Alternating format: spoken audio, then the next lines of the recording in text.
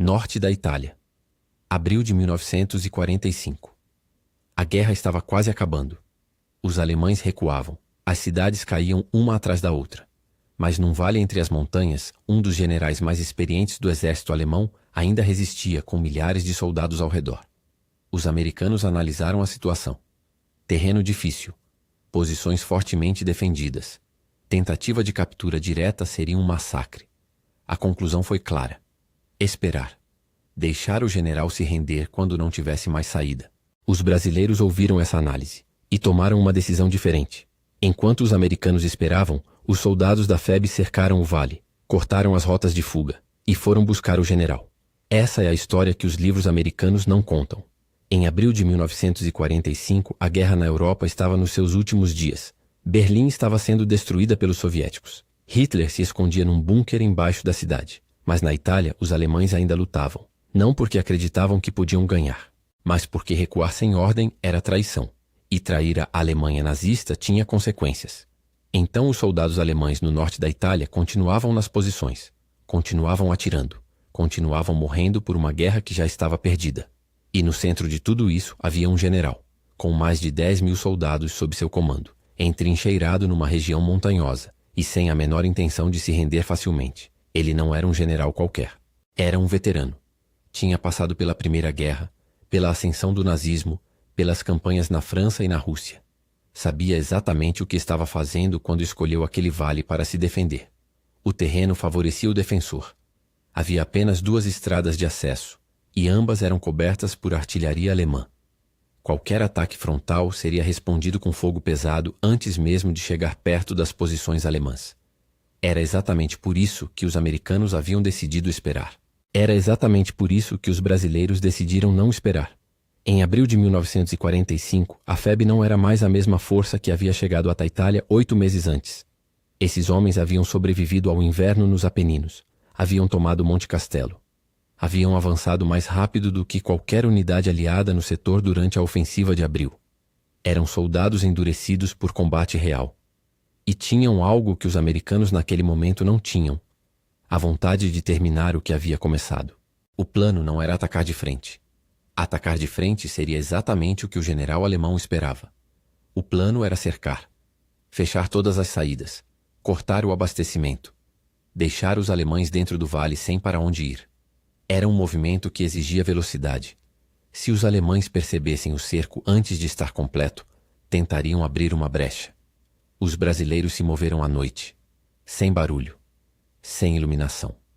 Pelotão por pelotão, foram tomando posições ao redor do vale. Quando o sol nasceu, o cerco estava fechado. De manhã cedo, as patrulhas alemãs começaram a reportar. Posições inimigas ao norte, ao sul, a leste, a oeste. O vale estava fechado. O general alemão entendeu imediatamente o que havia acontecido.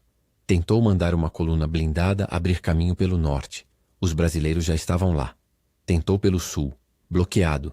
Tentou pelo Vale Central, forçando infantaria com apoio de artilharia. Cada tentativa foi repelida. Durante horas o cerco se manteve. Os alemães dentro do vale começaram a perceber que o abastecimento havia sido cortado.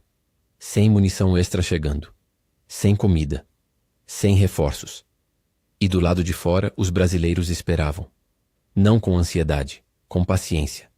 Porque sabiam que o tempo estava do lado deles.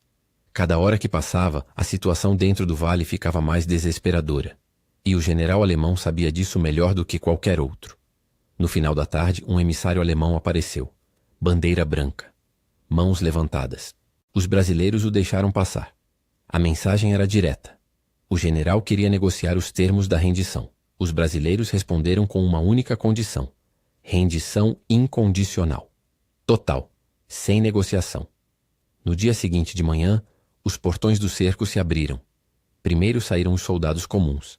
Centenas deles. Depois milhares. Mãos na cabeça. Armas no chão. Rostos cansados de uma guerra que havia durado anos demais. E então, rodeado por seus oficiais, o general saiu. Na frente dele, soldados brasileiros. Homens que haviam cruzado o Atlântico para lutar numa guerra que não era deles. Que haviam sobrevivido ao inverno nos Apeninos, que haviam sido chamados de incapazes e provado o contrário repetidas vezes. O general alemão se rendeu para eles. Quando a contagem terminou, os brasileiros haviam capturado mais de 14.000 soldados alemães. Um general, dezenas de oficiais, mais de 14.000 homens. Tudo isso sem o ataque frontal que os americanos haviam descartado como suicida. Tudo isso com 0 baixas brasileiras no cerco final.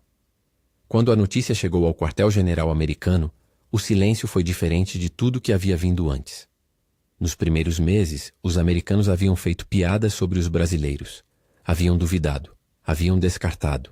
Desta vez, não havia piada, não havia dúvida.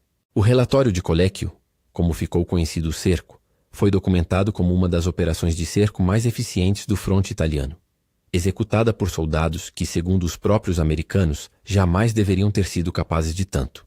Existe uma pergunta que essa história levanta.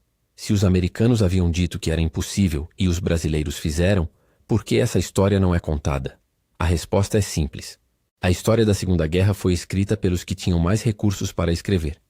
Os americanos tinham Hollywood, tinham editoras, tinham a capacidade de transformar batalhas em filmes, em séries, em livros que o mundo inteiro leria. O Brasil tinha os fatos, mas ninguém os contou. Naquele dia em Colecchio, um general nazista olhou nos olhos de soldados brasileiros e entendeu que havia perdido. Não para os americanos, não para os britânicos, para o Brasil. A EFEB tem muito mais histórias como essa. Batalhas que aconteceram e que o mundo nunca ficou sabendo. Soldados que fizeram o impossível e voltaram para casa sem que ninguém perguntasse o que haviam vivido. É por isso que esse canal existe. Se esse vídeo te surpreendeu, compartilha. Porque essa história precisa sair daqui.